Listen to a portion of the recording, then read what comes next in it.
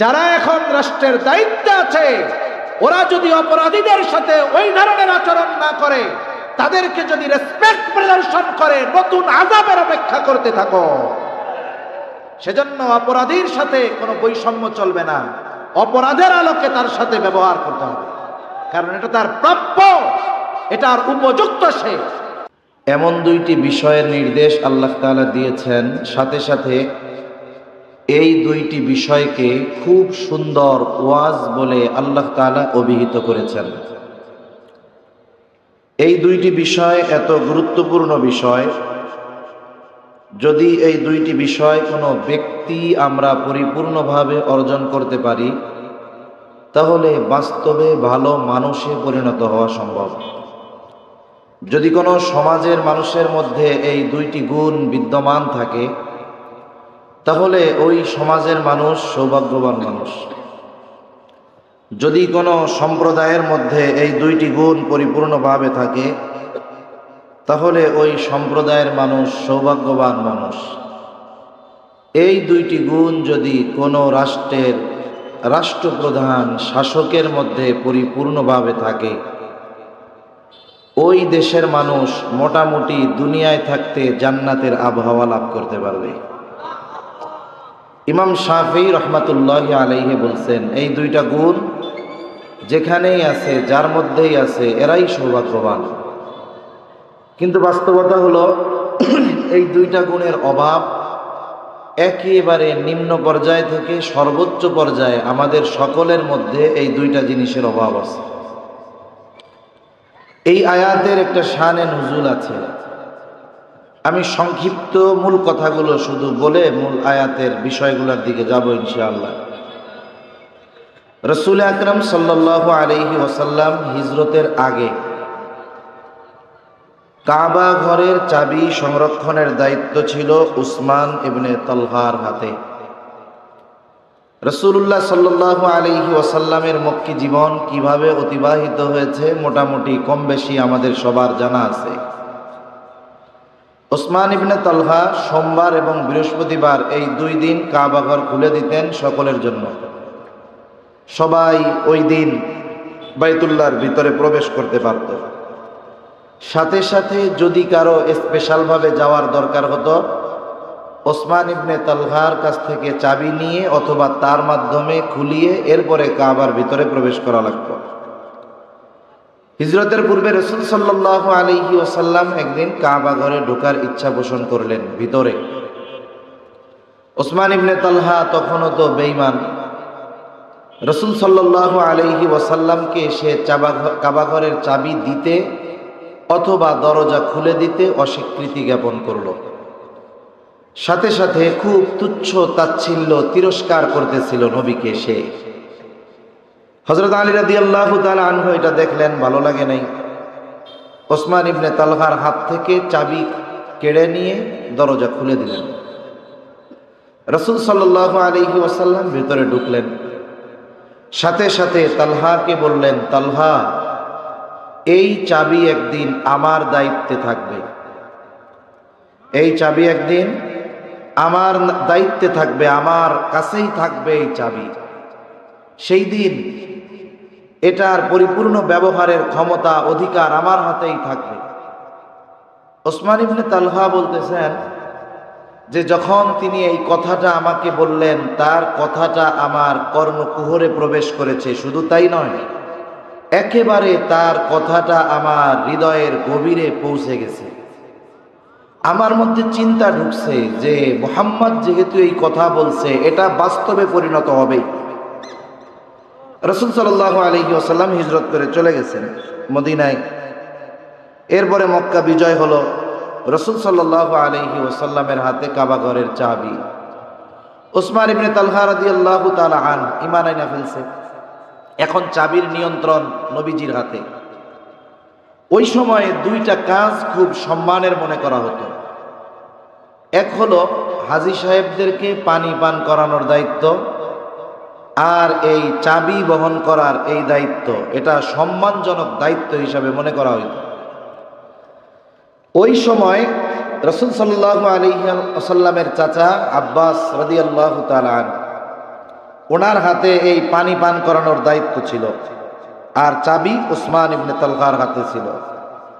এইবার নবীজির কাছে এই চাবি, কাবা ঘরের চাবি, আল্লাহ তাআলার নির্দেশেই এই চাবি আবার তিনি ওসমান ইবনে তালহার হাতে ফিরিয়ে দিলেন। সাথে সাথে এ কথাও বললেন, কিয়ামত পর্যন্ত এই চাবি বহনের দায়িত্ব তোমার বংশধরের উপরেই থাকবে। আল্লাহ রাসূল সাল্লাল্লাহু আলাইহি ওয়াসাল্লাম চাবি ফিরিয়ে দিয়েছেন, দায়িত্ব ফিরিয়ে দিয়েছেন। আল্লাহ সুবহানাহু ওয়া তাআলা এই আয়াতের মধ্যে মূলত এই দায়িত্বটাকে আমানত বলে অভিহিত করছেন। মুফাসসিরিনে কিরাম বলেন, যদিও এখানে এই ঘটনাকে কেন্দ্র করে আয়াত নাজিল হয়েছে, তবে সব ধরনের আমানত এর মধ্যে অন্তর্ভুক্ত। আর সাধারণত আমানতদারিতার ক্ষেত্রে আমরা যেটা মনে করি যে লেনদেনের ক্ষেত্রে যেই আমানতদারিতা, একজন আমার কাছে কিছু সম্পদ রাখলো, আমি যথাসময়ে তাকে তার সম্পদ ফিরিয়ে দিলাম, আমি নিজেকে নিজে বড় আমানতদার মনে করি, আবার যে যারটা ফিরিয়ে দিয়েছি সেও মনে করে হুজুর অনেক বড় আমানতদার। কিন্তু এই আয়াতের শব্দের দিকে যদি দেখা হয় তাহলে বোঝা যায় আমানত শুধুমাত্র একমাত্র লেনদেনের সাথে সম্পৃক্ত বিষয় নয়। আল্লাহ সুবহানাহু ওয়া তাআলা এই আয়াতের মধ্যে আমানত শব্দটা বহুবচন ব্যবহার করেছেন। বহুবচন ব্যবহার করেছেন, আরবিতে একবচন, দ্বিবচন, এরপরে বহুবচন। আর অন্যান্য সব ভাষার মধ্যে একবচন, এরপরে বহুবচন। আল্লাহ তাআলা শব্দটা বলেছেন আমানাত। আমানত সমূহ হকদারের কাছে ফিরিয়ে দেওয়ার নির্দেশ আল্লাহ তাআলা দিয়েছেন।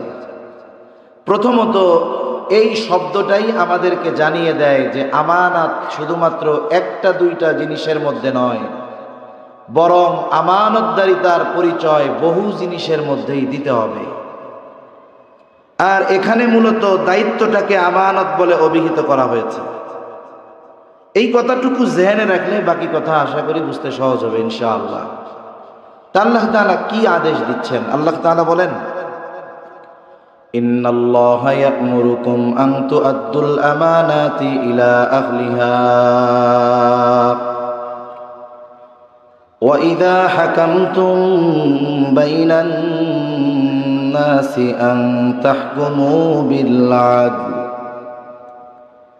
আল্লাহ রাব্বুল আলামিন বলেন, নিশ্চয়ই আল্লাহ তোমাদেরকে আদেশ দিচ্ছেন, নির্দেশ দিচ্ছেন। কি আদেশ, কি নির্দেশ? আন তুআদ্দুল আমানাতি ইলা আহলিহা, যে আমানত তুমি হকদারের কাছে ফিরায় দাও। আমানত তোমরা হকদারের কাছে ফিরায় দাও। যদিও এখানে শানে নুজুল ওই ঘটনা, কিন্তু সব ধরনের আমানত উদ্দেশ্য। এই জন্য আমার জেহেনে যতটুকু আসে আমি আপনাদের সাথে মুযাকারা করব ইনশাআল্লাহ। এখন মূলত আল্লাহ তাআলার নির্দেশ হলো সর্বক্ষেত্রে আমানতদার হওয়া, সর্বক্ষেত্রে আমানতদারিতার গুণ অর্জন করা। এটা গুরুত্বপূর্ণ একটি গুণ মুমিনের জন্য। আমানতদারিতা এটা হলো মুমিনের ভূষণ। প্রকৃত মুমিন কখনো খেয়ানতকারী হতে পারে না, খেয়ানতকারী কখনো মুমিন হতে পারে না। এই জন্য রাসূল আকরাম সাল্লাল্লাহু আলাইহি ওয়াসাল্লাম খেয়ানত করাকে মুনাফিকের আলামত বলে অভিহিত করেছেন। হাদিসের মধ্যে এসেছে, নবীজি বলেন মুনাফিকের আলামত এক নাম্বার, নবীজি বলেন ইদা হাদ্দাসা কাযাবা। মুনাফিকের এক নাম্বার আলামত, মুনাফিক যখন কথা বলে মিথ্যা কথা বলে। দুই নাম্বার ইদা ওয়াআদা আখলাফা, ওয়াদা করলে ওয়াদা খেলাফ করে। ইদা তুমিনা খানা, আমানতের খেয়ানত করে। আর এক বর্ণনায় আরেকটা বাড়িয়ে এসেছে ওয়া ইদা তাখাসামা ফাজারা, মুনাফিকের সাথে যখন কারো একটু তর্ক বিতর্ক বাদ অনুবাদ হয় সে তখন অশ্লীল মন্দ বকাঝকা করে। এই চারটা কার আলামত? জবান খুলে বলেন তো। আর একটু জোরে বলেন না, কার? মুনাফিকের। কিন্তু এই আলামতগুলো আমরা নামাজি হাজি এই ধরনের তাহাজ্জুদ গুজারির মধ্যেও একটা না, এই চারটাই পাওয়া যায়, ঠিক কিনা বলেন? প্রথমত আমাদের উচিত, যদি এই ভাইরাস আমাদের কারো মধ্যে থাকে, এগুলো বের করে ফেলা। কারণ মুনাফিকের আলামত যদি কারো মধ্যে পরিপূর্ণ বিস্তার লাভ করতে পারে, বুজুর্গানে দিন বলেন, তাহলে এই মুনাফিকের আলামত তার ঈমান ধ্বংসের কারণ হয়ে যেতে পারে। ক্যান্সার একটা জীবাণু। সাধারণত অধিকাংশ সময় ক্যান্সারের আলামত প্রকাশ পায় তখন সুস্থ হওয়ার উপায় থাকে না যখন। এই যে আপনাদের এলাকার নোয়াখালী তো বাড়ি আমাদের এনামুল হাসান ভাই, আল্লামা জুনাইদ বাবুনগরী রহমাতুল্লাহ আলাইহির খাদেম, কি পরিমাণ অসুস্থ। উনি যে এত জটিল ব্যাধিতে আক্রান্ত, এটা উনি যখন ইন্ডিয়ায় গেছে তখনও জানা যায় না। দেশের উলামায়ে কেরাম, সাধারণ মানুষ যারা মহব্বত করে, আমরাও চেষ্টা করতেছি ভাইয়ের জন্য কিছু করার, আল্লাহ যেন তৌফিক দেয়। প্রায় 40-50 লক্ষ টাকার কাছাকাছি মনে হয় প্রায় খরচ হয়ে গেছে, এরপরেও ফলাফল আশানুরূপ হয় নাই। ডাক্তার প্রায় আরো 40 লক্ষ টাকার বাজেট দিয়েছে, এরপরে তাতে হবে কিনা আল্লাহ তাআলা ভালো জানে। অথচ দিব্যি সুস্থ মানুষ, কিন্তু ভেতরে সব শেষ। তা ক্যান্সারের আলামত এটা প্রকাশ পায় তখন, বলে যখন সুস্থ হওয়ার উপায় থাকে না। কিন্তু কেউ যদি ক্যান্সারের জীবাণুতে আক্রান্ত হয়ে মারা যায়, তাকে আল্লাহ জিজ্ঞাসা করবে না কেন ক্যান্সার রোগে আক্রান্ত হয়ে মরছো। কিন্তু মুনাফিকের আলামত এটা যদি আমাদের মধ্যে বিস্তার লাভ করতে পারে, জীবন ধ্বংস করবে না, তবে ঈমান ধ্বংস করে দিতে পারে। এজন্য মুনাফিকের আলামত যদি আমাদের মধ্যে বিদ্যমান থাকে, আমরা বাহির করে ফেলব। মুনাফিকের আলামতগুলোর মধ্যে অন্যতম আলামত হলো আমানতের খেয়ানত করা। আর আমানতের হেফাজত করা এটা মুমিনের ভূষণ। আর এই আমানতদারিতা সাধারণ কোনো গুণের মতো নয়, আমলের মতো নয়, বরং এই আমানতদারিতার সম্পৃক্ততা হলো ঈমানের সাথে। এই জন্য নবীজি সাল্লাল্লাহু আলাইহি ওয়াসাল্লাম বলেন, লা ঈমানা লিমান লা আমানাতা লা। নবীজি বলেন, যার মধ্যে আমানতদারিতা নাই তার ঈমান নাই। কত গুরুত্বপূর্ণ একটি বিষয় আমানতদারিতার বিষয়। আমাদের নবী সাল্লাল্লাহু আলাইহি ওয়াসাল্লাম, রাসূল আকরাম সাল্লাল্লাহু আলাইহি ওয়াসাল্লাম কেমন আমানতদার ছিলেন। নবী যে নবুয়তির পরে পরিপূর্ণ আমানতদারিতার গুণ অর্জন করেছেন এমনটা নয়, বরং নবুয়তির কমপক্ষে 20 বছর আগে। কমপক্ষে কত বছর আগে? কমপক্ষে 20 বছর আগে মক্কার কাফেররা আমার আপনার নবীজির উপাধি দিয়েছে আল আমিন, বিশ্বস্ত, আমানতদার। রাসূল আকরাম সাল্লাল্লাহু আলাইহি ওয়াসাল্লামের সিরাত লিখেছে অনেক সিরাতবিদ। রাসূল সাল্লাল্লাহু আলাইহি ওয়াসাল্লামের সিরাত অনেক অমুসলিমেরাও লিখেছে। নিরপেক্ষ দৃষ্টিভঙ্গিমা নিয়ে অনেক অমুসলিম নবীজির সিরাত লিখেছে। নবীজির গুণগুলো উল্লেখ করার সময় আমানতদারিতার গুণকেও উল্লেখ করেছে তারা। একজন ইংরেজ ঐতিহাসিক, তিনি নবীজির আমানতদারিতার ব্যাপারে ওনার ভাষায় বলতেছেন যে মুহাম্মদ সাল্লাল্লাহু আলাইহি ওয়াসাল্লাম এমন বিশ্বস্ত আমানতদার মানুষ ছিলেন যে তার ঘোর দুশমনও নিশ্চিন্তে তার সবচেয়ে দামিটা সম্পদটা মুহাম্মাদের কাছে নির্বিঘ্নে নিশ্চিন্তে আমানত রাখত। সুবহানাল্লাহ। যখন নবীজি হিজরত করার নির্দেশ আল্লাহ তাআলার পক্ষ থেকে আসলো, দিনক্ষণ নির্ধারিত হয় নাই যে কোন দিন হিজরত শুরু হবে, শুধুমাত্র জানানো হয়েছে আপনি প্রস্তুতি নেন। নবীজি তখন থেকেই প্রস্তুত। ওই সময় নবীজির কাছে কাফেরদের অনেক সম্পদ ছিল, আমানতের সম্পদ। কাফেররাও মোটামুটি বুঝতে পারছে অচিরেই মুহাম্মদ সাল্লাল্লাহু আলাইহি ওয়াসাল্লাম মক্কা ছেড়ে চলে যাবে, শত্রু হাতছাড়া হয়ে যাবে। তাহলে একেবারেই চিরতরে শেষ করে দেওয়ার দরকার। কি করা যায়? সব গোত্র থেকে এক একজনকে নির্বাচিত করা হলো নবীজিকে হত্যা করার জন্য। যেই দিন তারা সিদ্ধান্ত নিল আজ রাতে হত্যা করা হবে, ওই দিন আল্লাহ তাআলা নির্দেশ দিলেন, হাবিব আজ রাত্রেই সফর শুরু হয়ে যাবে। কাফেররা নবীজির ঘরের চতুর্দিকে সশস্ত্র অবস্থায় নবীজির ঘর ঘিরে রেখেছে। রাসূল সাল্লাল্লাহু আলাইহি ওয়াসাল্লাম হিজরতের প্রস্তুতি নিচ্ছেন। ঘরের মধ্যে হযরত আলী রাদিয়াল্লাহু তাআলা ওনাকে শোয়া নবীজি সফর শুরু করে দিয়েছেন। কেন? বলে নবীজি যখন হিজরত শুরু করবেন, সফর শুরু করবেন, ওই সময়ও মক্কার কাফেরদের অনেক কিছু নবীজির কাছে সংরক্ষিত ছিল। আমরা হলে কি করতাম? চিন্তা করতাম যাদের সম্পদ আমার কাছে রয়েছে এরাই তো আমাকে হত্যা করতে চায়। যারা হত্যা করতে চায় এদের সম্পদ ফেরত দেওয়ার কি দরকার, এটা নিয়েই চলে যাই। কিন্তু যারা নবীজিকে হত্যার অপচেষ্টা করেছে ওই মানুষগুলোর সম্পদ নবীজির কাছে আমানত, আবার তারাই হত্যা করার জন্য ঘরের চতুর্দিকে ঘিরে রেখেছে। নবীজি তাদের কোনো সম্পদ ফেলে রেখেও যান নাই, নিয়েও চলে যান নাই। হযরত আলী রাদিয়াল্লাহু তাআলা আনহুকে দায়িত্ব দিয়ে গিয়েছেন, আলী যথাযথভাবে সবার সম্পদ সবার কাছে পৌঁছিয়ে দিবা, এরপর তুমি মদিনার উদ্দেশ্যে রওনা হবা। যেখানে তাকে হত্যা করার জন্য সশস্ত্র বাহিনী প্রস্তুত, ওই সময়ও আমার আপনার নবীজির আমানতদারিতার অবস্থা কেমন ছিল এটা আমরা বলতেছি, বলা সহজ, শুনতেছি, শোনা সহজ, কিন্তু ওই পর্যায়ের আমানতদারিতা অর্জন করা এটা আমাদের জন্য বাস্তবেই অসম্ভব। তাহলে যেই নবী এমন সুন্দর আমানতদারিতার গুণে গুণান্বিত, সেই নবীর উম্মত আমাদেরকেও আমানতদার হওয়ার দরকার আছে না নাই?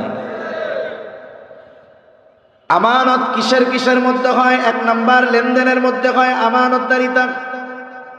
যেহেতু সচরাচর সাধারণত এই বিষয়টা নিয়ে আলোচনা হয়, আমি আর এই বিষয় নিয়ে লম্বা আলোচনা করব না।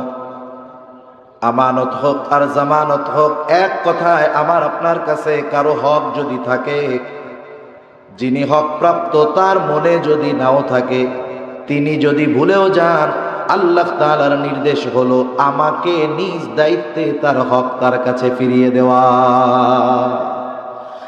অনেক সময় অনেকে চালাকিও করে, মনে করেন দোকান থেকে বাকি খাইছে, বাকি খাইলো 500 টাকা বাকি, উনি তো একজন, কিন্তু দোকানদারের কাছে তো মানুষ যায় শত শত। 500 টাকা বাকি নিয়ে বলছে যে ভাই খাতায় লেখা রাখেন, দিয়া দিব মনে 1 সপ্তাহ পরে। ব্যস্ততায় দোকানদারের খাতার মধ্যে লিখতে মনে নাই, উনি ভুলে গেছে। ব্যস্ততায় ভুলেও গেছে যে ওনার কাছে উনি টাকা পাইতেন, 1 সপ্তাহ পর টাকা দিতে গেছে। এখন বলে দেখেন তো খাতায় আমার নামে 500 টাকা আছে নাকি, বাকিটা কি আছে নাকি। দোকানদার খাতার আদ্যপান্ত A to Z শুরু থেকে শেষ সব পাতা উল্টায় দেখে ওনার নামের কোনো গন্ধই নেই। তার মানে দোকানদার বলে না ভাই আপনার নামে তো টাকা পয়সা কিছু নাই। আর এ পাশ দিয়ে ও নিশ্চিত 500 টাকা তো পায়, আর দোকানদার বলতেছে না ভাই টাকা পয়সা লেখা নাই। এইবার শয়তান আইসা ওরে ওয়াসওয়াসা দিবে, দেখ যে পায় তারই মনে নাই, তাইলে তুইও মনে হয় ভুল করতেছস। যে পায় তারই মনে নাই, পাওনাদার কি ভুলা যায়? তাহলে এটা আর ফেরত দেওয়ার দরকার নাই, মনে হয় পায় না। এইরকম চিন্তার কোনো সুযোগ নাই। যার হক তার যদি মনেও না থাকে, ভুলেও যদি যায়, আল্লাহর নির্দেশ আমাকে নিজ দায়িত্বে তার হক তার কাছে ফিরিয়ে দিতে হবে। সেটা আমানতের বস্তু হোক, সাধারণ কোনো বিষয় হোক, ফেরত দিতে হবে। আল্লাহ তাআলা আমাদের লেনদেনের ক্ষেত্রে স্বচ্ছলতা অর্জন করার, স্বচ্ছতা অর্জনের তৌফিক দান করেন বলি আমিন। তাহলে 1 নাম্বার আমানত হয় লেনদেনের মধ্যে। 2 নাম্বার কথাও আমানত হয়। রাসূল আকরাম সাল্লাল্লাহু আলাইহি ওয়াসাল্লাম বলেন, ইদা হাদ্দাসার রাজুলু সুম্মা ইলতাফাতা ফাহিয়া আমানাতুন।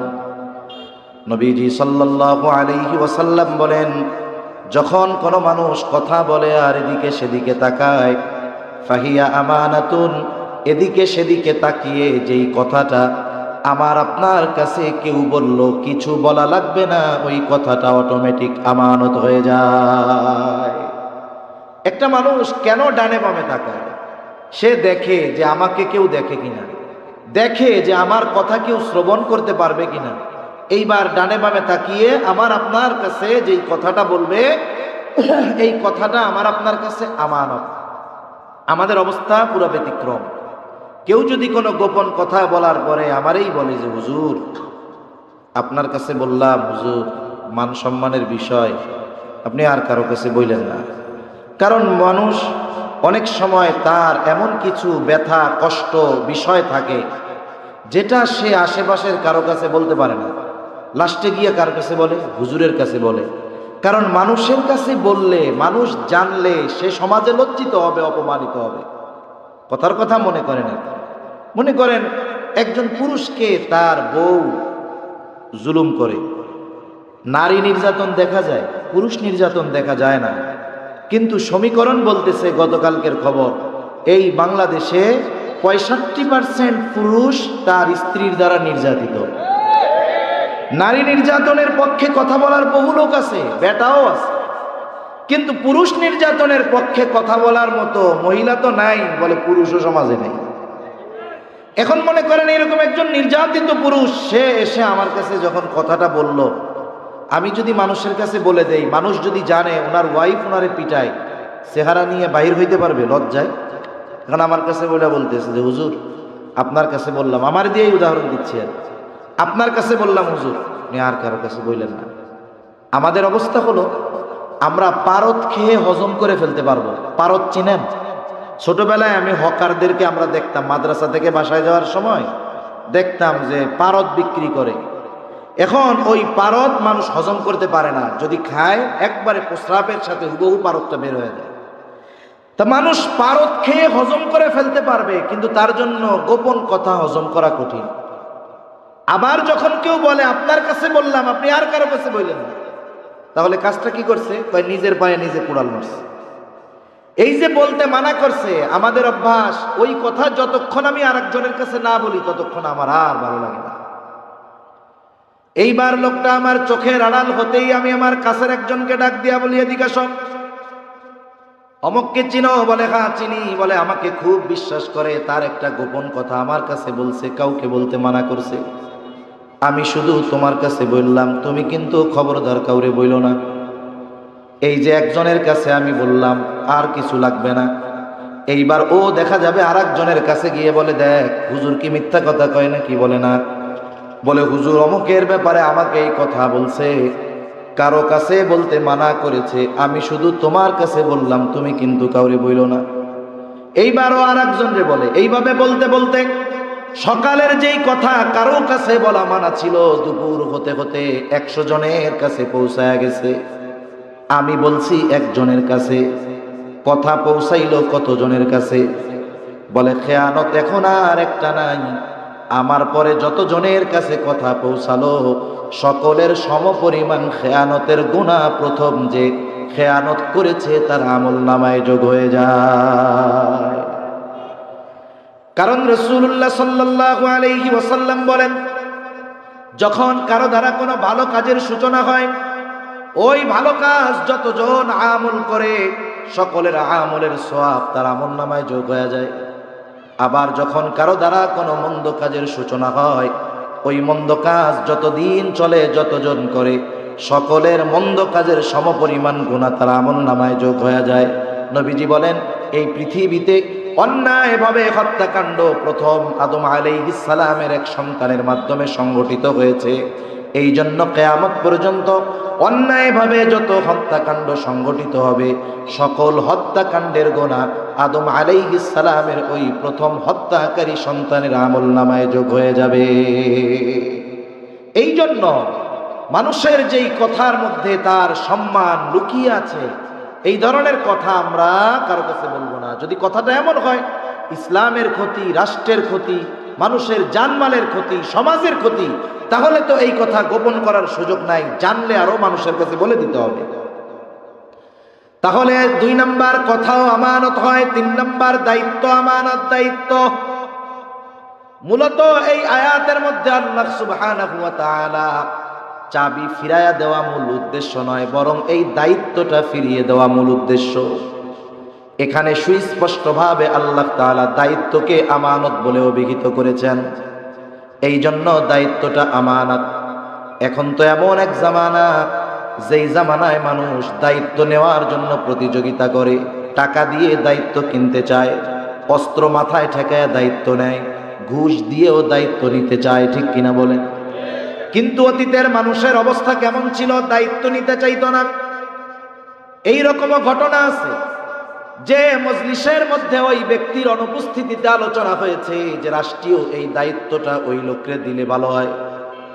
ওই মজলিসের মধ্যে যিনি ছিলেন তাদের মধ্য থেকে একজন গিয়া ওই লোককে বলতেছে, ভাই আজকে আলোচনা হয়েছে রাষ্ট্রের এই গুরুত্বপূর্ণ দায়িত্বটা আপনাকে দেওয়া হতে পারে। যেই এই কথা বলছে রাষ্ট্রের দায়িত্ব দেওয়া হতে পারে, বেচারার অবস্থা খারাপ, পেরেশানিতে, চিন্তায়। আলোচনা হয়েছে দেওয়া হতে পারে, যদি দায়িত্ব দিয়ে দেয় তাহলে কি করব? দায়িত্ব দিয়ে দেয় নাকি এই ভয়ে রাতের আধারে এলাকা ছেড়ে তিনি পালায়া চলে গেছে। যদি দায়িত্ব দিয়ে দেয় তাহলে কি হবে? আর এখন দায়িত্ব টাকা দিয়ে কিনে।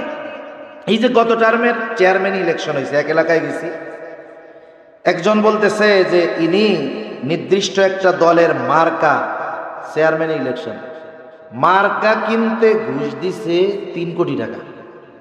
কত টাকা? জোরে বলেন না, কত কোটি? এইসব কোটি মোটি আপনাদের কাছে কি টাকা মনে হয়? এই দেশ থেকে বলে 97 লক্ষ কোটি টাকা পাচার হয়েছে। তা এই দেশে তো 1-2 কোটি টাকা, এটা তো স্যাম্পল ব্যাপার, ঠিক কিনা বলেন?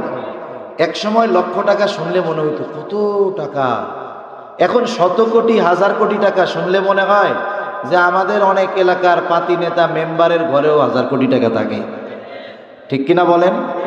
আল্লাহু আকবার। দেশটা কেমনে চুষে খেয়েছে জালেমরা। আল্লাহ হেদায়েত দিক, প্রত্যেককে তার কর্মের পূর্ণ প্রতিদান আল্লাহ দান করুন, সকলে বলি আমিন। তা 3 কোটি টাকা দিয়ে উনি মার্কা কিনছে। এবার উনি একটা তো অবশ্যই পোস্টার বানাইছে। পোস্টারের মধ্যে কি লেখা আছে? এত নং ইউনিয়ন পরিষদে আসন্ন এত নং ইউনিয়ন পরিষদের চেয়ারম্যানি নির্বাচনে অমক ভাইকে তমক মার্কায় ভোট দিয়ে জনগণের সেবা করার সুযোগ করে দিন। এটাই তো লেখা থাকে। আসন্ন ইউনিয়ন পরিষদ নির্বাচনে অমক মার্কায় ভোট দিয়ে চেয়ারম্যান পদপ্রার্থী অমক ভাইকে জনগণের সেবা করার সুযোগ করে দেন। এখন বলেন তো, যেই লোকটা 3 কোটি টাকা দিয়ে মার্কা কিনতে পারে, জনগণের সেবা করতে ওর কি চেয়ারম্যান হওয়া লাগবে? কোনো দায়িত্ব নেওয়া লাগবে? ওর তো কোনো চেয়ারম্যান মেম্বার কিছু হওয়ার দরকার নাই। আল্লাহ টাকা দিছে, এমনিই মানুষের খেদমত করতে পারবে। তার মানে বোঝা গেল দায়িত্বের একটা মজা আছে। ইনি এই যে ঘুষ দিয়ে দায়িত্ব নিচ্ছেন বা অবৈধভাবে দায়িত্ব গ্রহণ করতেছেন, ইমাম আজম আবু হানিফা রহমাতুল্লাহি আলাইহি, ইমাম আজম আবু হানিফা রহমাতুল্লাহি আলাইহিকে খলিফা মনসুর বলছে যে প্রধান বিচারকের আসন খালি, আপনি প্রধান বিচারপতির দায়িত্ব আপনাকে দেওয়া হলো। এক জায়গায় দেখা হয়েছে, একেবারে মানুষের সামনে ওপেনে প্রস্তাব দিয়েছে। ইমাম আবু হানিফা রহমাতুল্লাহি আলাইহি সাথে সাথেই বলতেছে, অপারগতা প্রকাশ করছে, এই দায়িত্ব আমি নিতে রাজি নাই। দায়িত্ব দিছে কে? খলিফা, সবার সামনে। আর উনি সবার সামনেই বলতেছে এ দায়িত্ব আমি নিব না। খলিফার আত্মমর্যাদায় লাগছে, আমি বলছি দায়িত্ব নিতে, আমার মুখের উপরে আমার প্রস্তাব ফিরাইয়া দিল। রাগ উঠে গেছে। কারণ মানুষ চেয়ারে বসলে মানুষের মেজাজের পরিবর্তন হয়। পুলিশ যখন ঘরে থাকে বউর সাথে চোখ উঠায় কথা কয় না, কিন্তু যখন খালি ওর ইউনিফর্ম পরে, বাবা আগুন বাইর হয় শরীর দিয়া। ইউনিফর্মের একটা প্রভাব আছে, পোশাকের প্রভাব আছে, পদ পদবীরও প্রভাব আছে। চিন্তা করছে আমি খলিফা, আমার প্রস্তাব ফিরায় দিছে, হাতে সব সময় চাবুক থাকে, লাঠি থাকে, চাবুক দিয়া ইমাম আবু হানিফার গায়ে বাড়ি একটা মেরে দিছে জোরে, রাগে।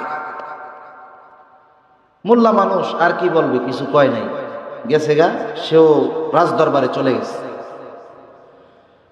খলিফা মনসুরের চাচা জানতে পেরেছে মনসুর এই কর্ম করেছে। খলিফা মনসুরকে চাচা বলতেছে, মনসুর কাজটা কিন্তু ভালো করো নাই, ইমাম আবু হানিফার কাছে ক্ষমা চাও, কাজটা ভালো করো নাই। চাবুক দিয়ে আঘাত যখন করেছে তখন ছিল রাগান্বিত অবস্থায়, এখন তো রাগ নাই, এখন ক্ষমা চাইতে যাবে লজ্জা লাগতেছে, কিন্তু চাবুক দিয়া বাড়ি যখন মারছিল তখন ছিল রাগ। এখান থেকে আমাদের জীবনের মূলনীতি গ্রহণ করতে হবে। একটা বিষয় মনে রাখবো, রাগান্বিত অবস্থায় কখনো চূড়ান্ত সিদ্ধান্তে আমরা যাব না। রাগান্বিত অবস্থার সিদ্ধান্ত অধিকাংশ সময় পরবর্তী হায়াত আফসোস করার কারণ হয়।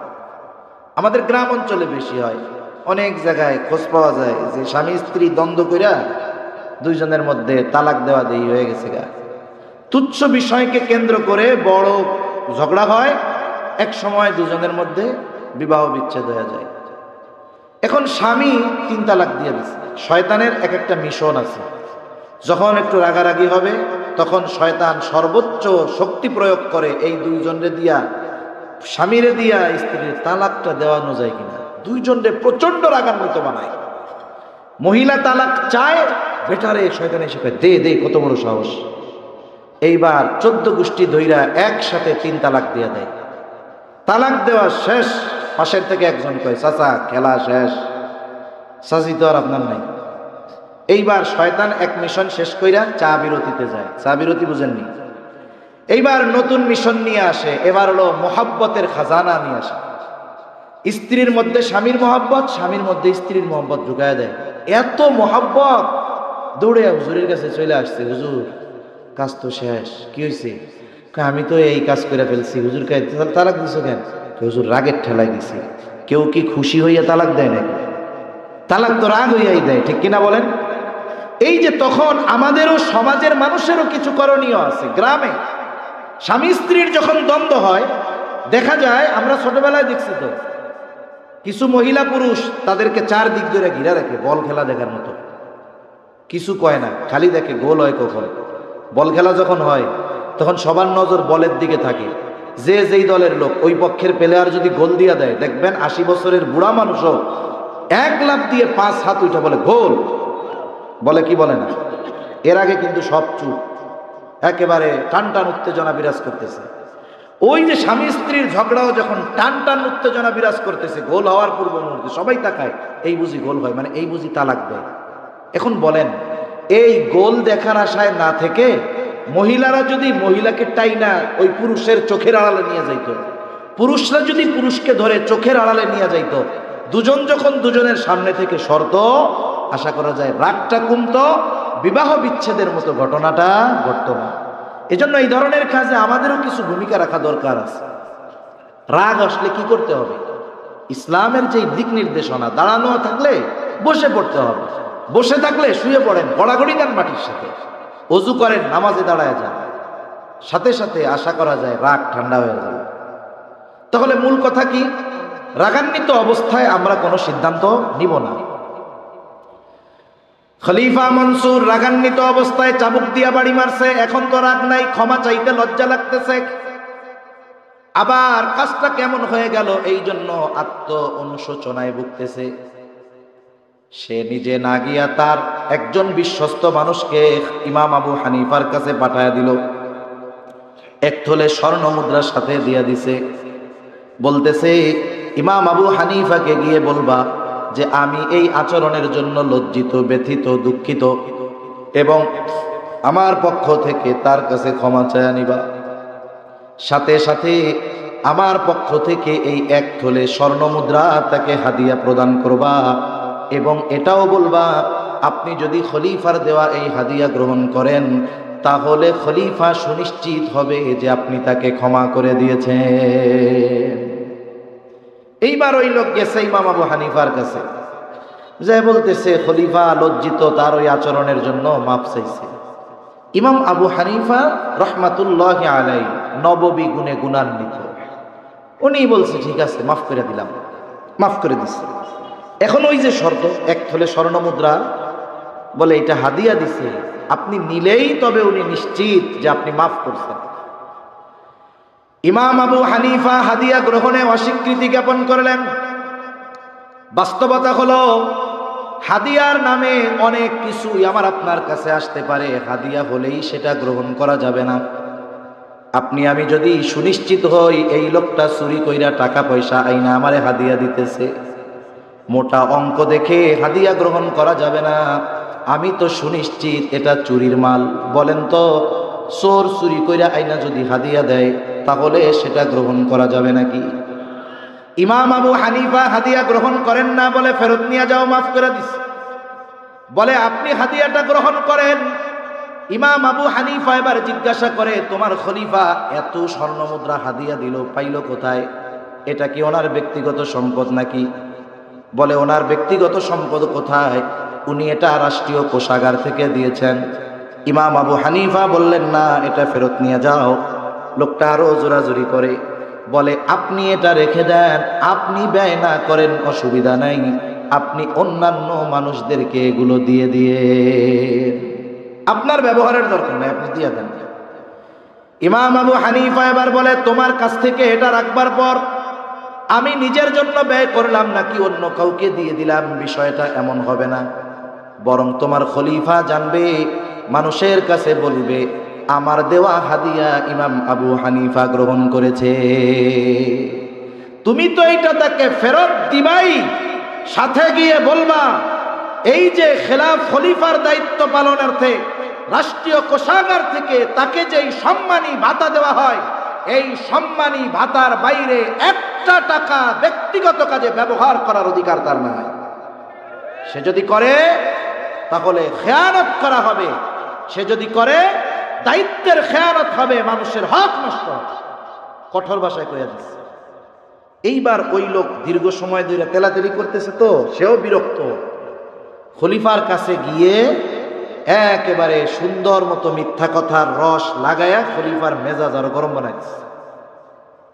বাস্তবতাও তো তাই। বলেন তো, এদেশের রাষ্ট্রপতি যে, তার একটা ভাতা আছে না নাই?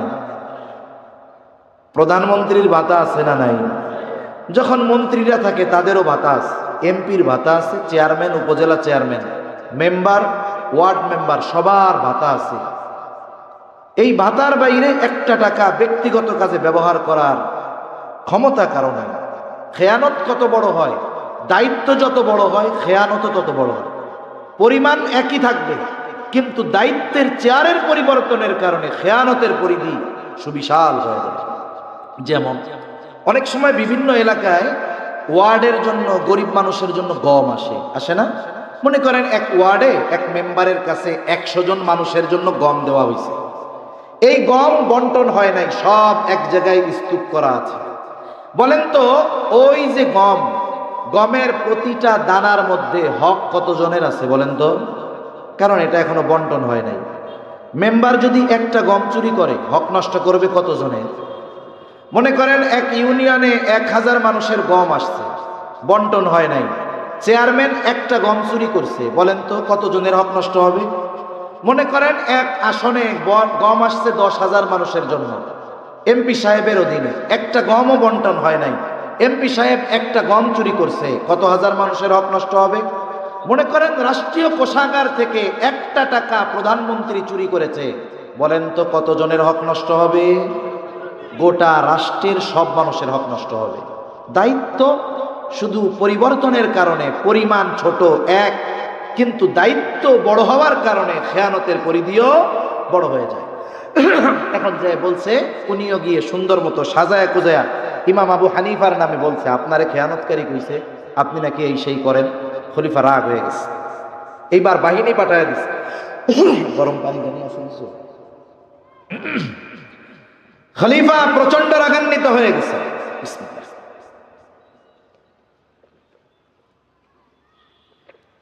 আলহামদুলিল্লাহ। এইবার বাহিনী পাঠায় দিছে, আমাকে এত বড় কথা আটকে ফেলো জেলখানায়। ইমাম আবু হানিফাকে জেলখানার মধ্যে আটকিয়ে দেওয়া হলো। ঐতিহাসিকেরা লিখতেছে কত জুলুম, কত অত্যাচার ইমাম আবু হানিফার উপর। চাবুক দিয়ে আঘাত করা হতো, আর বলা হতো প্রধান বিচারকের দায়িত্ব যদি নেওয়া হয় ছেড়ে দেওয়া হবে। ইমাম আবু হানিফা জালেমের চাবুকের আঘাত সহ্য করেছেন, তবুও প্রধান বিচারকের দায়িত্ব নেন নাই। ঐতিহাসিকদের থেকে দুইটা মত পাওয়া যায়। একটা হলো, যখন তাকে তার অবস্থান থেকে জালেমরা অটল নড়াতে পারে নাই, টলাতে পারে নাই, খাবারের সাথে বিষ প্রয়োগ করে শহীদ করে দেওয়া হলো। আর এক বর্ণনায় আসছে, যখন তিনি প্রচন্ড অসুস্থ হয়ে গেছেন, ওনাকে গৃহবন্দী করে ফেলা হলো, বাড়িতে পাঠিয়ে দেওয়া হলো। ওই অবস্থায় ইমাম আবু হানিফা রহমাতুল্লাহি আলাইহি ইন্তেকাল করেন। ওনার শাগরেদ ছাত্ররা জিজ্ঞাসা করতেছে, ওস্তাদ এই দায়িত্ব গ্রহণ করার জন্য কত জুলুম, কত অত্যাচার আপনার উপর। অথচ ওই সময় যদি প্রধান কাজী, প্রধান বিচারকের দায়িত্ব পালন করার পূর্ণ যোগ্যতা সম্পন্ন ব্যক্তি গোটা দুনিয়ার মধ্যে একজন থাকতো, ওই একজন ব্যক্তি হতেন ইমাম আজম আবু হানিফা। এত জুলুম অত্যাচার সহ্য করেছেন, তবুও আপনি দায়িত্ব নিলেন না, কারণ কি? আবু দাউদের বর্ণনা, নবীজি সাল্লাল্লাহু আলাইহি ওয়াসাল্লাম বলেন, তোমাদের কাউকে যখন কোনো সরকারি বা রাষ্ট্রীয় দায়িত্ব দেওয়া হয়, কেউ যদি ওই দায়িত্বের সুচ পরিমাণ খেয়ানত করে, সুচ পরিমাণ, নবীজি বলেন ওই ব্যক্তি কিয়ামতের দিন খেয়ানতের বোঝা নিয়ে আল্লাহ তাআলার সামনে হাজির হবে।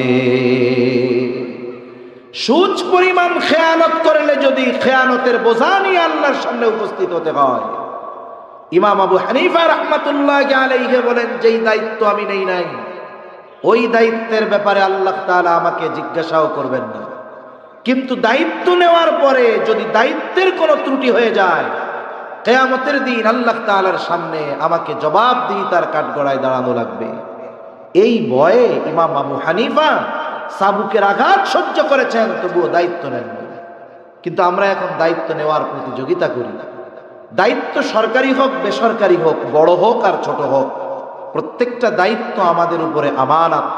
কেউ যদি ওই দায়িত্বের অবহেলা করে ইচ্ছাকৃতভাবে, এবং ওই দায়িত্বের বিপরীতে তার জন্য যদি কোনো সম্মানী বা পারিশ্রমিক থাকে, দায়িত্বে অবহেলা করে যদি পারিশ্রমিক পরিপূর্ণ গ্রহণ করে, নিঃসন্দেহে সে খেয়ানতকারীদের অন্তর্ভুক্ত। এজন্য দায়িত্ব আমানত। 4 নাম্বার, সময়ও কিন্তু আমানত হয়। আপনি অফিসে চাকরি করেন, 8টা থেকে বিকাল 4টা ডিউটি, 1 ঘন্টা নামাজ খাওয়ার বিরতি, বাকি 7 ঘন্টা সময় কিন্তু আমার আপনার না, এটা আমার আপনার কাছে আমানত। ইচ্ছাকৃতভাবে এই সময়গুলো নিজের কাজে ব্যয় করার কোনো সুযোগ নাই। যদি কেউ ইচ্ছাকৃতভাবে করে, নিঃসন্দেহে সে সময়ের খেয়ানতকারী হবে। মাজহার নানুতুবি রহমাতুল্লাহি আলাইহি, যার নামে মাজাহিরুল উলুম সাহারানপুর মাদ্রাসা, এই মাজহার নানুতুবি রহমাতুল্লাহি আলাইহি এক মাদ্রাসায় খেদমত করতেন। মাস শেষে সময় হিসাব করে তিনি ওজিফা গ্রহণ করতেন।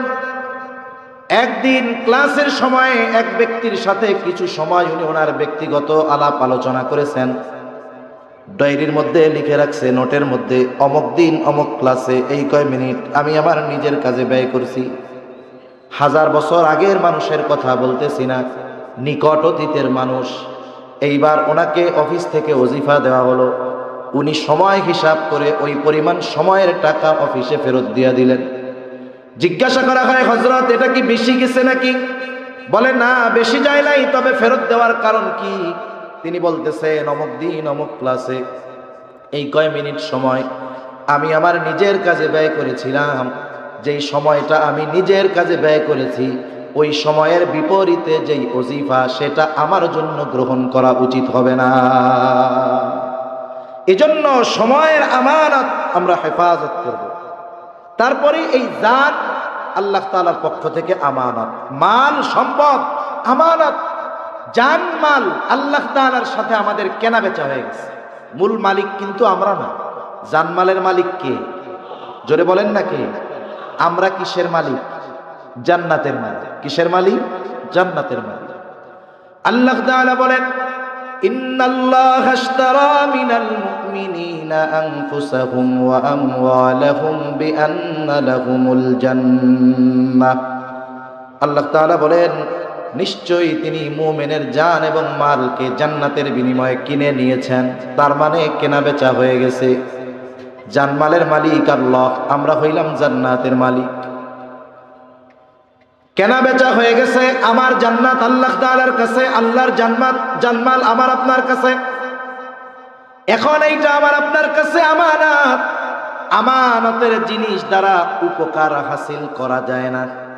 কেউ যদি 500 টাকার একটা ছেঁড়া নোট আমার আপনার কাছে দিয়া বলে, হুজুর এইটা আমানত, আপনি যদি চিন্তা করেন, এর বাজারে ভালো মাছ উঠছে, টাকা তো আর নাই, এই 500 টাকা ছাড়া এই টাকাটা দিয়ে মাছটা কিনে নিয়ে যাই, বাড়ির থেকে আরেকটা 500 টাকার নোট তাকে দিয়া দিব, হবে না।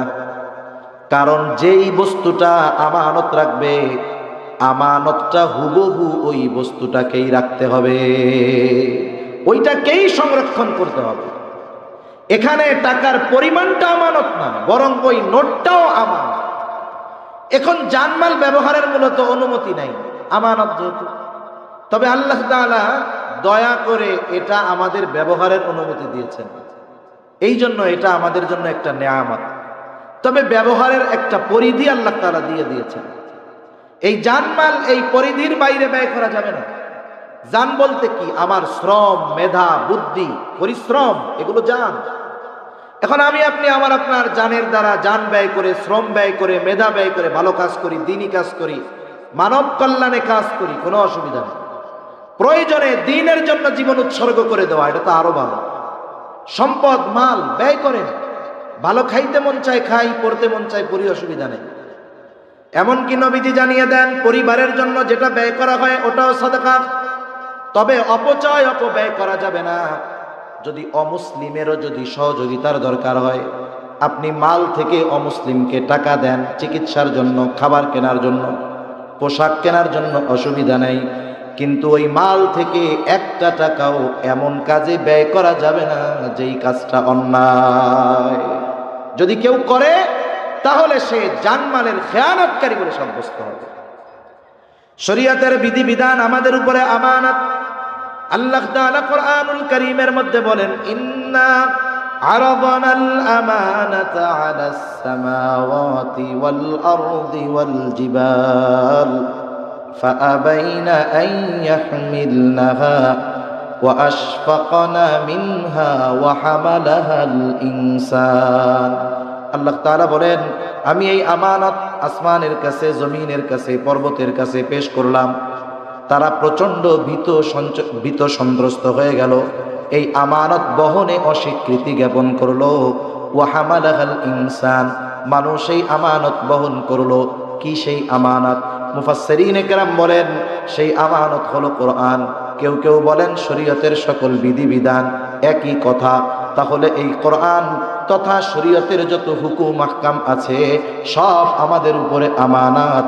কেউ যদি আল্লাহ তাআলার আদেশ নিষেধ অমান্য করে নিঃসন্দেহে সে খেয়ানতকারীদের অন্তর্ভুক্ত হয়ে যায়। সন্তান সন্ততি আমানত, অঙ্গ প্রত্যঙ্গগুলা আমানত, হাত পা চোখ কান আমানত। বলে এর খেয়ানত কেমনে হয়? বলে অঙ্গ প্রত্যঙ্গের গুনাহ করার মাধ্যমে অঙ্গ প্রত্যঙ্গের খেয়ানত হয়। আল্লাহ তাআলা বলেন, ইয়ালামু খাইনাতাল আয়ুন ওয়া মা তুখফিস সুদূর। আল্লাহ তাআলা বলেন তিনি জানেন তোমরা চোখের কি খেয়ানত করো, শুধু তাই না অন্তরে কি লুকায় রাখো, অর্থাৎ অন্তরের কি খেয়ানত করো সেটাও যিনি জানেন তিনি কে। এই কয়েকটা বিষয় আমরা মনে রাখি। কষ্ট হচ্ছে নাকি আপনাদের? আর বেশি সময় না, অনির্দিষ্ট গন্তব্য কাছে হইলেও দূরে লাগে, অচেনা গন্তব্য কাছে হইলেও দূরে লাগে। 11টা বাজে তো, সর্বোচ্চ 15 মিনিটের মধ্যে শেষ হয়ে যাবে ইনশাআল্লাহ। তাহলে আমি কয়েকটা বিষয় বলছি, আমরা আলোচনা করছি। 1 নাম্বার লেনদেনের ক্ষেত্রে আমানতদার হব, 2 নাম্বার কথার ক্ষেত্রে আমানতদার হব, 3 নাম্বার দায়িত্বের ক্ষেত্রে আমানতদার হব, 4 নাম্বার সময়ের ক্ষেত্রে আমানতদার হব, 5 নাম্বার জানের ক্ষেত্রে আমানতদার, 6 নাম্বার মালের ক্ষেত্রে আমানতদার, 7 নাম্বার সন্তান সন্ততির ব্যাপারে আমানতদারিতার পরিচয় দিব, 8 নাম্বার শরীয়তের হুকুম আহকাম বিধিবিধানের ব্যাপারে আমানতদার হব, 9 নাম্বার আমার অঙ্গ প্রত্যঙ্গের ব্যাপারে আমানতদার হব। ইনশাআল্লাহ বলেন, জোরে বলেন না ইনশাআল্লাহ। অরিজিনাল ইনশাআল্লাহ বলছেন তো, নাকি নার বদলে ইনশাআল্লাহ কইছেন? এ দুনিয়ার মানুষ বাঙালি বহুত চালাক। এক তাবলিগওয়ালা এক গ্রুপ গেছে মসজিদ থেকে গাছতে বের হয়েছে, এখন এক গ্রুপ দেখাই দিছে, ওই যে ওদের এসএসসি পরীক্ষা শেষ হয়েছে, 3 মাসের টাইম আছে, একটু দেখেন তাশকিল কইরা টইরা 1 চিল্লা 2 চিল্লা 3 চিল্লায় নেওয়া যায় নাকি। এখন যার যে কাম সে তো সেই কামেই খোঁজে, কয় পাইছি। এবার দল বল নিয়ে পোলাপান একটাকে ধরছে, একটাকে ধইরা তাশকিল করতেছে যে আল্লাহর রাস্তায় যাওয়ার জন্য দীর্ঘ সময়। ও লজ্জায় নাও কইতে পারে না, আবার কয় যদি হাঁ কইয়া দেই তাহলে তো বিপদ, চুপ করে বয়ে রয়েছে, খালি ওয়াজ শুনে। ওপাশ দিয়ে খেলাধুলা বন্ধ, আর একজন ওর কানের কাছে গিয়ে কয় তোরে জীবনেও ছাড়বে না, তাড়াতাড়ি ইনশাআল্লাহ কর। তুই যাস আর না যাস এটা হলো পরের হিসাব, আগে ইনশাআল্লাহ কইয়া বাস। তার মানে অনেক মানুষ, কাছের মানুষ, পরিচিত মানুষ, এখন বলছে ভাই আমার এই কাজটা করে দাও, বন্ধু মানুষ তুমি, ও মনে মনে কয় তোর কাজ তো করবো না। এখন না যদি সরাসরি বলে তাহলে একটা খারাপ বিষয় না, কয় ইনশাআল্লাহ। আবার পাবলিকও বোঝে যে বাঙালি ইনশাআল্লাহ কইলে বিশ্বাস পাই, এই জন্য আবার কয় ভাই সত্যি সত্যি করবেন তো, ভাই সত্যি সত্যি করবেন। তাইলে বোঝেন ইনশাআল্লাহর যে আজমত ওজন, আমরা এর অপব্যবহার করে কোথায় নিয়ে গেছি যে ইনশাআল্লাহ বলার পরে একটা মানুষের দৃঢ় বিশ্বাস হওয়ার কথা ছিল যে এই লোকটা তার সর্বস্ব দিয়ে প্রচেষ্টা করবে, আল্লাহ যদি তৌফিক দেয় হবে। আর আমরা ইনশাআল্লাহ বললে আগে সন্দেহ করে, মনে হয় করবে না। ওই ইনশাআল্লাহ কইছেন না অরিজিনালটা কইছেন? আল্লাহ আমাদের তৌফিক দান করেন, আমিন। তাহলে আল্লাহ তাআলা এই আয়াতে নির্দেশ দিয়েছিলেন কয়টা? সামগ্রিক কথাগুলো, 1 নাম্বার আমানতদার হও, 2 নাম্বার ওয়াইদা হাকামতুম বাইনান নাসি আন তাহকুমু বিল আদল, আর তোমরা যখন মানুষের মধ্যে বিচার আচার করবা, ন্যায় বিচার করবা। বিচারক শুধু কোর্টে থাকে না, ঘরেও কিন্তু থাকে। আমরা প্রতিটা মানুষ জীবনের কোনো না কোনো সময় বিচারকের ভূমিকা পালন করা লাগে। অনেক সময় দেখা যায় 2 সন্তানের মধ্যে দ্বন্দ্ব, বিচারক হইল বাপ। অনেক সময় দেখা যায় একটা সন্তানকে প্রাধান্য দিয়ে আর এক সন্তানের উপরে অবিচার করে, এমন বাবা আছে না নাই? এই ক্ষেত্রেও ন্যায় বিচার করতে হবে। তার মানে একেবারে নিম্ন পর্যায় থেকে সর্বোচ্চ পর্যায়ের বিচারের দায়িত্ব যে পাবে, অবশ্যই তাকে ন্যায় বিচার করতে হবে। শত্রু যদি বিচারের জন্য আসে, ন্যায় বিচার করতে হবে। আল্লাহ তাআলা মানা করছেন, ওয়ালা ইয়াজরিমান্নাকুম শানাআনু কওমিন আলা আল্লা তা'দিলু ই'দিলু হুয়া আকরাবু লিত্তাকওয়া। কোন কওমের প্রতি যদি বিদ্বেষ থাকে, এই বিদ্বেষের কারণে তাদের উপরে অবিচার করার সুযোগ নাই। আল্লাহ তাআলা এই জায়গায়ও ন্যায় বিচার করার নির্দেশ দিয়েছেন। তার মানে আমি আপনি যখন বিচারকের ভূমিকায় থাকবো, সেটা হোক আদালতের, সেটা হোক পরিবারের, সেটা হোক সমাজের, প্রত্যেক জায়গায় আমাকে আপনাকে ন্যায় বিচার করতে হবে। আফসোসের বিষয় হলো আমরা আমানতদার শাসক চাই, কিন্তু আমাদের মধ্যে আমানতদারিতার গুণ নেই। আমরা ন্যায়পরায়ণ শাসক চাই, আমাদের মধ্যে অন্যায়ের অভাব নেই। তাইলে আমরা যেমন, শাসক তো তেমন হবে। এজন্য আমরা যদি আমাদের মধ্যে পরিবর্তন না আনি, কি হবে? বলে শাসকের চেয়ারে চেহারার পরিবর্তন হবে, মাগার চরিত্রের পরিবর্তন হবে না। এজন্য নিজেদের পরিবর্তন আগে আনতে হবে। 1-2টা দৃষ্টান্ত আপনাদের খেদমতে পেশ করে আলোচনা শেষ করে দিব। প্রথমত, ন্যায় বিচার করার এবং ন্যায় বিচার মানার উভয়টার মন মানসিকতা আমাদের থাকতে হবে। আমি যত পাওয়ারফুল হই না কেন, ন্যায় বিচার আমার বিপক্ষে গেলে আমাকে মেনে নেওয়ার জন্য প্রস্তুত থাকতে হবে। খলিফাতুল মুসলিমিন হযরত ওমর রাদিয়াল্লাহু তাআলা বাজারে গেছেন, এক ইহুদির কাছ থেকে ঘোড়া কিনেছেন। ঘোড়া খুব সুন্দর মতো দেখা শুইনা ঘোড়া কিনা বাজারের বাহিরে আসছেন। বাহিরে এসে যখন ঘোড়াটায় চড়তে গেছেন, দেখেন ঘোড়ার পায়ে সমস্যা। আবার বাজারের মধ্যে গেছেন, গিয়া ইহুদিরে বলে, কি ব্যাপার, তুমি কি ঘোড়া দিয়েছো আমাকে? তোমার ঘোড়ার পায়ে সমস্যা, নাও তোমার ঘোড়াটা ফেরত নাও। ইহুদি বলে, না, ফেরত নিব কেন? আমি তো আপনারে ভালো ঘোড়া দিছি। তর্ক বিতর্ক লাইগা গেছে 2 জনের মধ্যে। কার সাথে কে তর্ক করে? বলে অর্ধজাহানের শাসক ওমর রাদিয়াল্লাহু তাআলা আনহুর সাথে তর্ক করতেছে ইহুদি। 2 জনের তর্ক বিতর্কের এক পর্যায়ে হযরত ওমর রাদিয়াল্লাহু তাআলা আনহু বলেন যে, তোমার আর আমার মধ্যে এই দ্বন্দ্ব নিরসনে তৃতীয় একজনকে ফয়সালাকারী হিসাবে সাব্যস্ত করো। আমি আর তুমি দ্বন্দ্ব করলে চলতেই থাকবে, একজনের ফয়সালাকারী মানো। ইহুদি নিজের ধর্মের কাউকে ফয়সালাকারী মানে নাই। সে দেখে সুরাই বাজারের মধ্যে, বলে খলিফাতুল মুসলিমিন আমার আর আপনার মধ্যে এই সমস্যার সমাধান দিবে সুরাই মুসলমান। ঠিক আছে, এইবার সুরাইকে বিচারক মানা হলো। সুরাই এবার 2 জনের কথা সমগুরুত্ব সহকারে শুনলেন। বিচারকদের জন্য নবীজির নির্দেশ হলো, যিনি ফয়সালাকারী হবেন তিনি বাদী বিবাদী উভয়ের কথা সমগুরুত্ব সহকারে শুনতে হবে। এরপরে নিরপেক্ষভাবে এই কথার উপরে পর্যালোচনা করে রায় দিতে হবে। উনি 2 জনের কথাই শুনছেন। সর্বশেষ বলতেছে, খলিফাতুল মুসলিমিন আপনি চান কি?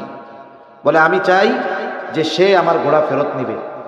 বলে সে তো ঘোড়া ফেরত নিতে বাধ্য, সে ঘোড়া ফেরত নিতে বাধ্য, তবে আপনি যখন তার কাছ থেকে ঘোড়া কিনছেন, টাকা পয়সাও তো দিয়ে দিছেন, যখন নিয়া বাইর হইছেন বুঝা নিছেন ঘোড়ার অবস্থা কেমন ছিল?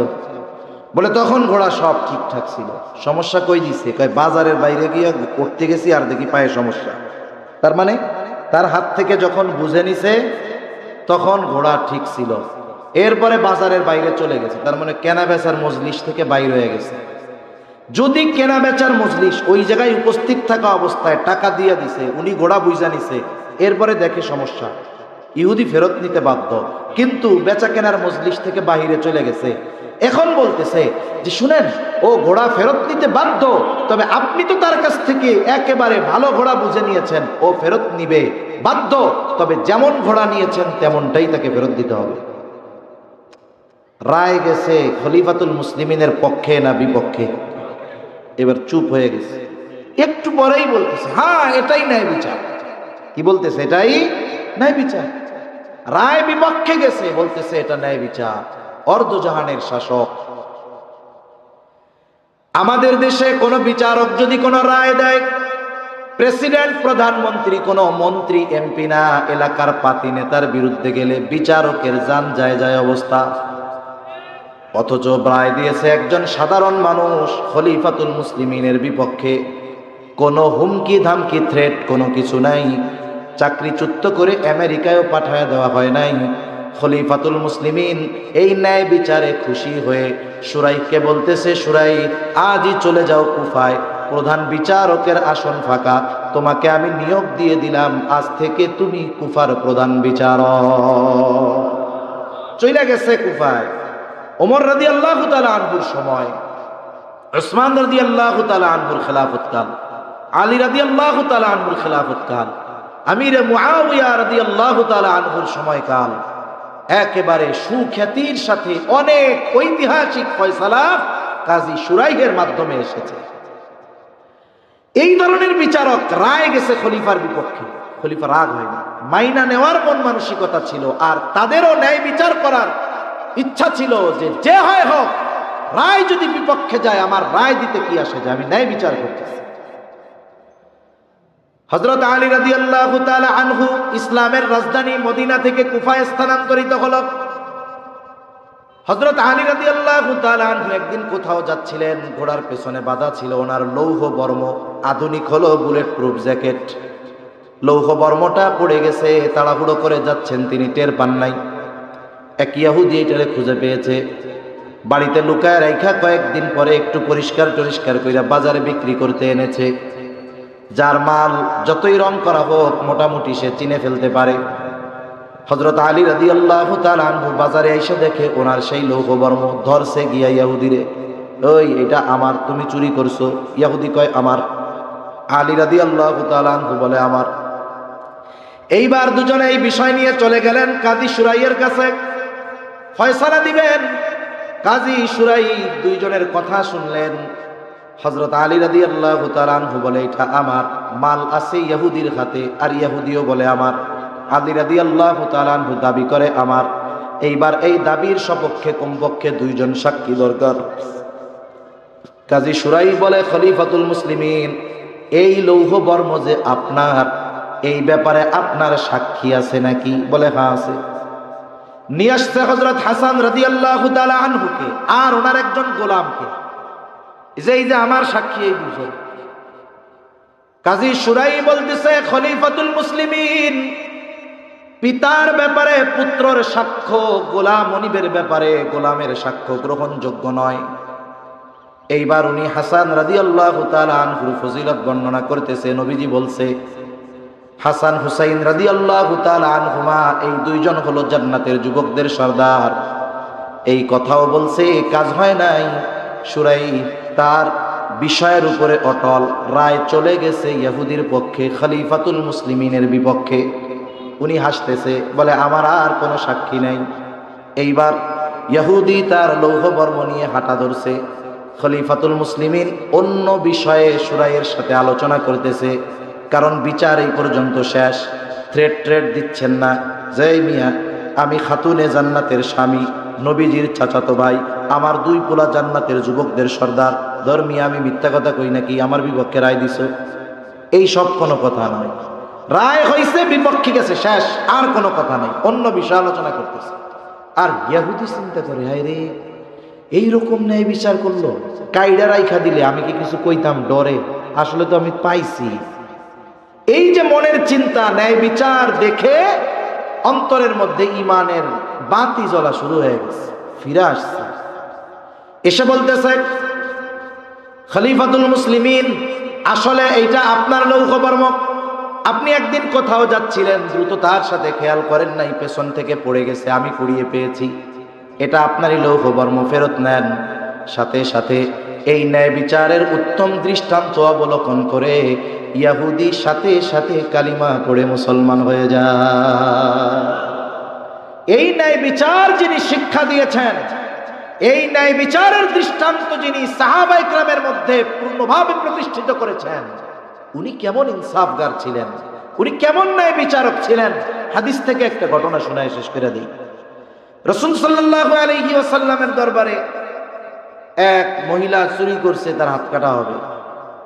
মহিলা আবার কুরাইশ বংশের তিনটা শাখা ছিল সবচাইতে সম্মানিত, হাশেমি, উমাইয়া আর মাখজুম গোত্র। এই তিনটা গোত্র কুরাইশ বংশের। নবীজি সাল্লাল্লাহু আলাইহি ওয়াসাল্লাম কুরাইশ বংশের হাশেমি গোত্রে জন্মগ্রহণ করেছেন। জিবরাইল আলাইহিস সালাম বলেন, আমি পূর্ব থেকে পশ্চিম, উত্তর থেকে দক্ষিণ সমগ্র পৃথিবী ভ্রমণ করেছি, কুরাইশ বংশের হাশেমি গোত্রের মতো সম্মানী গোত্র এ পৃথিবীতে আর কোথাও পাই নাই। সুবহানাল্লাহ। এখন এই কুরাইশ বংশের হাশেমি গোত্রের একজন, মাখজুম গোত্রের একজন নারী চুরি করছে, তার হাত কাটা হবে। রাসূল সাল্লাল্লাহু আলাইহি ওয়াসাল্লাম হুজরার ভিতরে, জাহেলিয়াতের কিছু বদ অভ্যাস আমাদের এই সময়ও আছে। মনে করেন, কথার কথা, আপনাদের এলাকায় কি কি বংশ আছে? চৌধুরী, আর কি কি আছে? হ্যাঁ, চৌধুরী, ভুইয়া আছে। মনে করেন, কথার কথা, কেউ আবার কষ্ট পায় না, বোঝানোর জন্য কইতেছে। মনে করেন ভুইয়া গোষ্ঠীর এক ব্যক্তি চুরি করছে। ভুইয়া গোষ্ঠীর যেই ব্যক্তি চুরি করছে, চুরির দায় পুরা ভুইয়া গোষ্ঠীর উপর না শুধু ওই ব্যক্তির উপর? আমাদের অভ্যাস কি জানেন? যে ওই ব্যক্তির উপরেই শুধু চুরির দায়, পুরা ভুইয়া গোষ্ঠীর উপরে নয়। এখন চুরি করছে ভুইয়া গোষ্ঠীর লোক, কিন্তু সবাই তো চোর না। আমাদের অভ্যাস কি, ওই ব্যক্তির অপরাধকে সামনে এনে ভুইয়া গোষ্ঠীর অন্য লোক যদি দেখি, ও চোরের গোষ্ঠীর লোক, এরকম পুরা গোত্র বংশ ধরে চোর হিসাবে অপবাদ দেওয়ার মতো প্রচেষ্টা করে কি করে না? এটা জাহেলিয়াতের সময়ের কাজ। ওরা এই কাজ করত। সাহাবায়ে কেরাম তো শুধু নবীকে ভালোবাসেন, নবীর বংশরেও তো ভালোবাসে, বংশের লোকদের ভালোবাসে। চিন্তা করতেছে, কুরাইশ বংশের মহিলার যদি চুরির কারণে হাত কাটা যায়, ইয়াহুদিরা একবারে গলা ছেড়ে কইব, দেখ নবীর বংশের মহিলা চোর। এই কথাটাও সাহাবায়ে কেরামের সহ্য হবে না। মূলত এই মহাব্বতে চিন্তা করতেছে, এই মহিলার শাস্তিটা যদি একটু কমায় দেওয়া যেত। এই মহিলা যে কুরাইশ বংশের, নবীজি মনে হয় জানে না রে, জানলে মনে হয় একটু কিছু হইতো। এখন নবীজির কাছে খবর পৌঁছানোর দরকার যে মহিলা কুরাইশ বংশের। কারে দিয়া পাঠাবে? যায়েদ রাদিয়াল্লাহু তাআলা আনহুর ছেলে ওসামা, ছোট, ওরে শিখাইয়া দিছে, তুমি তোমার নানার কাছে গিয়া বলবা, নানা যেই মহিলা চুরি করছে না, এটা কুরাইশ বংশের মহিলা। ছোট মানুষ, যা শিখাই দিছে হুবহু তাই গিয়ে নবীজির কাছে বলছে। অনেক সময় অনেক মা বাবা ছোটদেরকে শিখাইয়া দেয়, ও মাদ্রাসায় যায় নাই অথবা স্কুলে যায় নাই, পরের দিন ভয়ে আর যাইতে যায় না। এখন মা শিখাইয়া দেয় বা বাপ শিখাইয়া দেয়, তুমি মাদ্রাসায় যাও, হুজুর কিছু বলবে না, যদি কিছু বলে জিজ্ঞাসা করে বলবা তোমার পেট ব্যথা হয়েছিল এই জন্য আসো নাই। এখন ওই বাচ্চা গেছে মাদ্রাসায় গেছে, হুজুর জিজ্ঞাসা করে তুমি আসো নাই কেন কালকে? বলে হুজুর আমার পেটে ব্যথা হয়েছিল। হুজুরও চালাক, জিজ্ঞাসা করে তোমার পেটে ব্যথা হয়েছিল কইছে কে? কয় আমার আম্মু কইছে। ছোট মানুষ না, যেইভাবে শিখাই দিছে এইভাবে গিয়াই বলছে। নবীজি তো বুঝতে পারছে যে এই কথা ও নিজের থেকে বলে নাই, কেউ শিখাই দিছে। হুজরা থেকে নবীজি বের হলেন। নবীজি এবার বলতেছে, তোমরা কি আমাকে এমন বিষয়ের ব্যাপারে সুপারিশ করতেছো যেই বিষয়ের সুপারিশ, যেই বিষয়ের শাস্তি কার্যকর করার নির্দেশ আল্লাহ তাআলা দিয়েছেন? তোমরা কি আমাকে এমন বিষয়ের জন্য সুপারিশ করতেছ?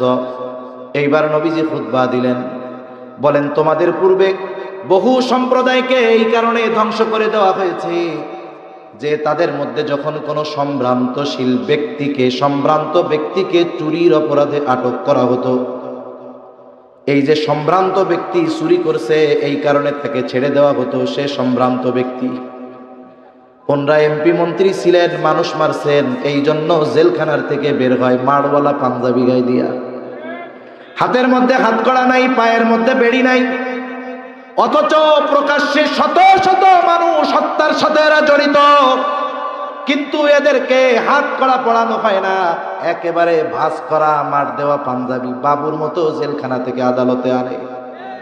আর আমরা দেখেছি বিগত সময় ওলামা একরামকে বিনা অপরাধে আটক করা হয়েছে। একজনরে কেন জেলখানায় নিছে, আটক করছে, সেও জানে না যে কেন নিছে। যারা ধইরা নিছিল তারাও জানে না হুজুররে কেন ধরলাম। তার মানে বিনা অপরাধে জেলখানায় নিয়ে পায়ে বেড়ি, হাতে হাত করা, মাজায় লোহার শিকল পরায়া, বেঁধে বেঁধে রশি দিয়ে টেনে টেনে, মাথায় হেলমেট পরায়া, বুকে বুলেট প্রুফ জ্যাকেট পরায়া, কেমন যেন বিশ্বের সবচাইতে বড় অপরাধী এইভাবে নেওয়া হয়েছে শুধুমাত্র আলেম হওয়ার কারণে। আর ওই জালেমগুলো প্রকাশ্য মানুষ হত্যার মদতদাতা হওয়ার পরেও এদের ব্যাপারে কোনো ধরনের ব্যবস্থা গ্রহণ করা হচ্ছে না। যারা এখন রাষ্ট্রের দায়িত্বে আছে, ওরা যদি অপরাধীদের সাথে ওই ধরনের আচরণ না করে, তাদেরকে যদি রেসপেক্ট প্রদর্শন করে, নতুন আযাবের অপেক্ষা করতে থাকো। সেজন্য অপরাধীর সাথে কোনো বৈষম্য চলবে না, অপরাধের আলোকে তার সাথে ব্যবহার করতে হবে, কারণ এটা তার প্রাপ্য, এটার উপযুক্ত সে। ওই সময়ও করা হইতো সম্ভ্রান্ত মানুষ, এরে কি চুরির অপরাধে শাস্তি দেওয়া যায়? সেটা দাও। আবার একই অপরাধে যখন কোনো দুর্বল মানুষকে আটক করা হতো, তার উপরে হাদ কায়েম করা হতো, শাস্তি কায়েম করা হতো, শাস্তি দেওয়া হতো। নবীজি বলেন এই কারণে তোমাদের পূর্বে বহু সম্প্রদায়কে আল্লাহ ধ্বংস করে দিয়েছেন।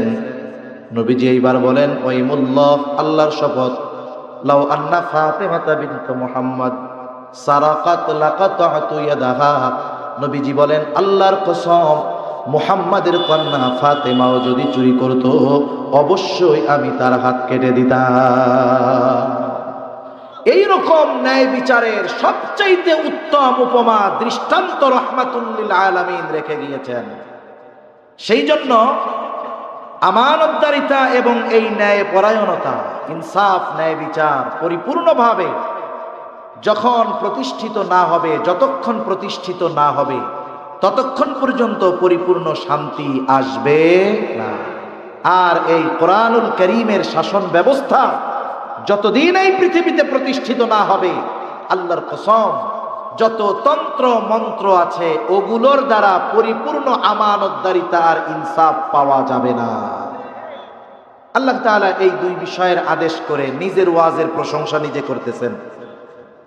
একটু সময় বেশি হচ্ছে, শেষ আর কি, মূল কথা শেষ। বল খেলায় ইনজুরি টাইম আছে না, 90 মিনিটের পরে 5 মিনিট আছে না, তাহলে সেই ইনজুরি টাইম চলতেছে ধরেন। এখন আল্লাহ তাআলা নিজের ওয়াজের প্রশংসা নিজে করতেছেন। দেখেন, আমরা যদি আমাদের কাজের প্রশংসা আমরা করি, মানুষে বলবে এটা বেকুব, বোকা, এটার জ্ঞান বুদ্ধি নেই। কিন্তু আল্লাহ তাআলা নিজের ওয়াজ নিজে প্রশংসা করে বলতেছেন ইন্নাল্লাহা নি'ম্মা ইয়াইদুকুম বিহ।